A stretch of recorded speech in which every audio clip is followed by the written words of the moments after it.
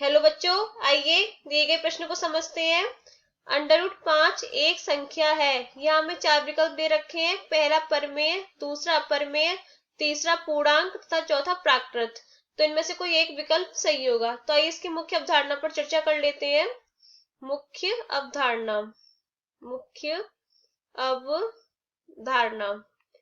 तो सबसे पहले देखते हैं प्राकृतिक संख्या क्या होती है। प्राकृत यानी कि प्राकृतिक संख्या है। प्राकृतिक संख्या क्या होती है? प्राकृतिक संख्या एक से लेके प्लस का एक से लेके अनंत तक की संख्या होती हैं। प्लस का 3 डॉट डॉट डॉट प्लस अनंत तक की संख्या सारी प्राकृतिक संख्याएं कहलाती हैं। अब यहाँ से √5 जो है वो क्या प्राकृतिक संख्या हो सकती है?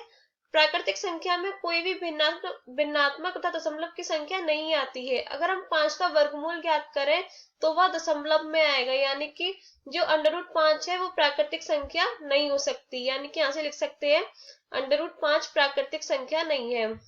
प्राकृतिक संख्या नहीं है। प्राकृतिक संख्या नहीं है। अब पूर्णांक क्या होते हैं?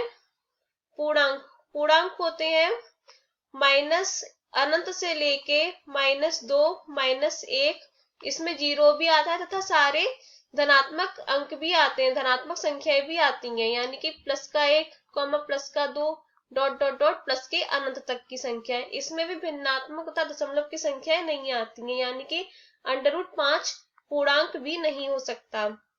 पूर्णांक भी नहीं हो सकता। अब बची दो, परमेय तथा अपरमेय। तो √5 या तो परमेय संख्या होगा या अपरमेय संख्या होगा। तो यहाँ से हम देखते हैं परमेय संख्या क्या होती है। परिमेय संख्या, परमेय संख्या वह संख्या होती है जिन्हें हम p/q के रूप में व्यक्त कर सकते हैं, जहां p और q क्या होते हैं? पूर्णांक होते हैं। p बराबर q बराबर पूर्णांक होते हैं तथा q कभी भी 0 नहीं हो सकता। q कभी भी 0 नहीं होता, उसे हम परिमेय संख्या कहते हैं। और अपरिमेय संख्या क्या होती है?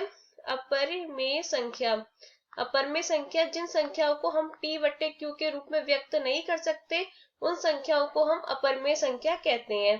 तो यहाँ से देखते हैं, यहाँ से मान लेते हैं, माना √5 एक परिमेय संख्या है। परिमेय संख्या है। तो यहाँ से हम लिख सकते हैं √5 बराबर p/q, क्योंकि परिमेय संख्या को p/q के रूप में व्यक्त करते हैं। तो √5 बराबर p/q लिख सकते हैं। यहाँ से हम p/q को सहभाज्य बना देंगे, यानी कि इसमें एक के अलावा कोई भी उभयनिष्ठ गुणनखंड नहीं होगा। तो यहाँ से क्या हो जाएगा? √5 बराबर, इसे सहभाज्य बनाने के बाद हमें क्या मिल जाएगा? a/b मिल जाएगा। तो यहाँ से हम इसका आपस में कैंची गुणा कर लेते हैं। तो क्या हो जाएगा? √5b बराबर a। अब इसका दोनों तरफ वर्ग कर देंगे। दोनों तरफ वर्ग करने पर तो क्या मिलेगा हमें? √5 का वर्ग क्या हो जाएगा? 5 हो जाएगा। b स्क्वायर हो जाएगा और यहाँ पे a स्क्वायर हो जाएगा। यानी कि हम यहाँ पे लिख सकते हैं कि a स्क्वायर है वो 5 से विभाजित होगा, क्योंकि जो a स्क्वायर है वो 5 के गुणनखंड के बराबर है। तो यहाँ से हम लिख सकते हैं a स्क्वायर 5 से विभाजित होगा। 5 से विभाजित होगा। अगर a स्क्वायर 5 से विभाजित है तो इसका वर्गमूल भी 5 से विभाजित होना चाहिए। तो यहाँ से हम लिख देते हैं a भी 5 से विभाजित होगा। a 5 से विभाजित होगा। अब यहाँ से क्या हो जाएगा? यहाँ से हम लिख सकते हैं a बराबर 5c। c यहाँ पे पूर्णांक है।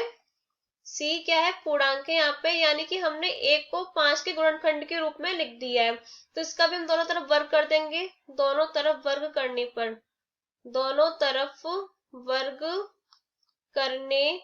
पर तो हमें क्या मिलेगा? हमें मिलेगा a स्क्वायर बराबर 5 का वर्ग कितना होता है? 25 होता है। 25 और c का वर्ग c स्क्वायर। अब हम ऊपर से a स्क्वायर का मान रख देते हैं 5b स्क्वायर। तो क्या मिलेगा? 5b स्क्वायर बराबर 25c स्क्वायर। 5 से 25 5 बार कट जाएगा तो क्या आ जाएगा? b स्क्वायर बराबर 5c स्क्वायर। तो यहाँ से हम देख सकते हैं जो b स्क्वायर होगा वो 5 से विभाजित होगा, क्योंकि यहाँ पर जो b स्क्वायर है वो 5 के गुणनखंड के बराबर है। तो यहाँ से हम लिख सकते हैं b स्क्वायर 5 से विभाजित होगा, 5 से विभाजित होगा। अगर b स्क्वायर 5 से विभाजित है तो b का वर्गमूल भी 5 से विभाजित होगा, यानी कि b भी 5 से विभाजित होगा, b भी 5 से विभाजित होगा। यहाँ से हम देखते हैं b भी 5 से विभाजित है तथा यहाँ से a भी 5 से विभाजित है, यहाँ से a भी 5 से विभाजित है तथा b भी 5 से विभाजित है। लेकिन हमने यहाँ पर a बट्टे b यानी कि p बट्टे q के हमने सहवाच्य कर दी थी, जिसमें कि एक के अलावा कोई भी उभयनिष्ठ गुणनखंड नहीं होना चाहिए। लेकिन यहाँ पे a भी 5 से विभाजित हो रहा है, b भी 5 से विभाजित हो रहा है, यानी कि a और b का एक और उभयनिष्ठ गुणनखंड है जो कि 5 है। तो यहाँ पर एक विरोधाभास उत्पन्न हो रहा है। तो यहाँ से हम लिख सकते हैं a तथा b दोनों का उभयनिष्ठ गुणनखंड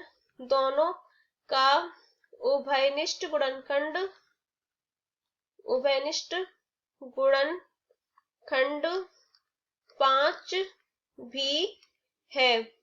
ये एक विरोधाभास है, ये एक